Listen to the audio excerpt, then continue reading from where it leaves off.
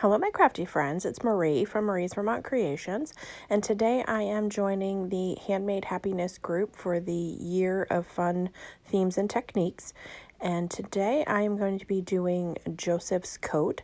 The theme was butterflies, and the technique was Joseph's coat, and I've forgotten what the second option was.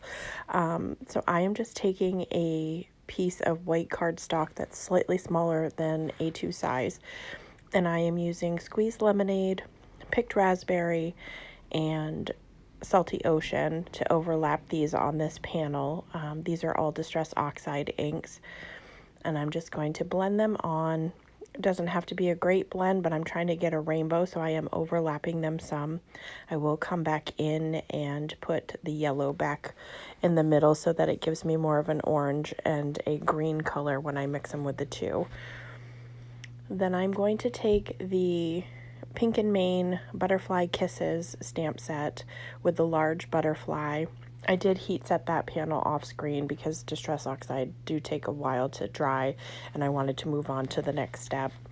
So I'm just going to place this butterfly down in the center of my panel, and I'm going to use my anti-static powder tool and give it a good coat all over this panel, and then stamp it down with Versamark ink, and then I'm going to coat it with clear embossing powder.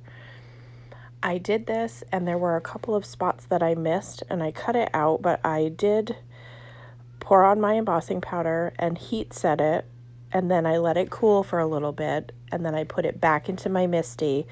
I edited this part out, but I put it back in my MISTI, inked it up with the Versamark ink again, made sure it was in the corner of my MISTI so that I wouldn't double stamp it, and then put the embossing powder on it again and heat set it again, and I got a better impression the second time.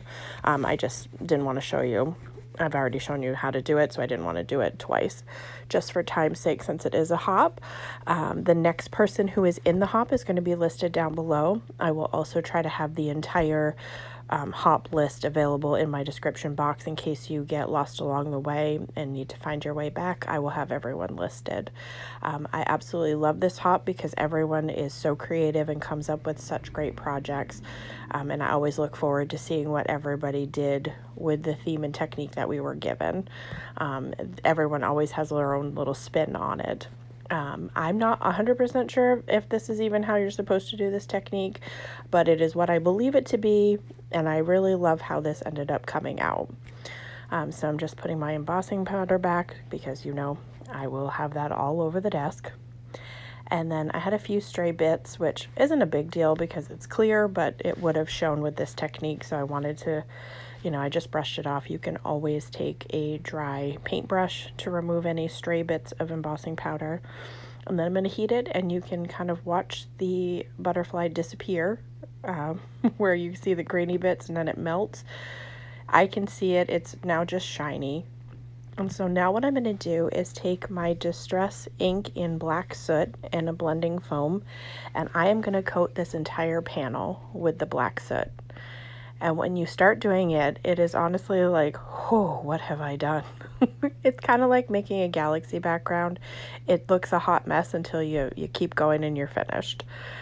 So what's happening is that embossing powder has trapped the color underneath it. So it won't allow the Black Soot to cover that up. So when I get this all coated and wipe away over the butterfly, all of those rainbow colors are going to pop out underneath this. So you could do this with any, color combination that you wanted. I probably would do it with my Electropop inks because they're so vibrant and bright. That would also make a great underneath layer.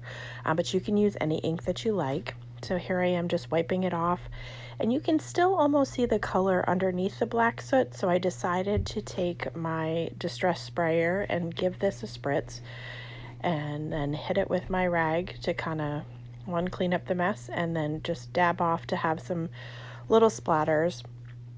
And then I thought, oh, why not add a few more shimmery ones? So I'm going to take this Gonzai Tombi Starry Night paint set and take the whitish color and mix that up and splatter it everywhere.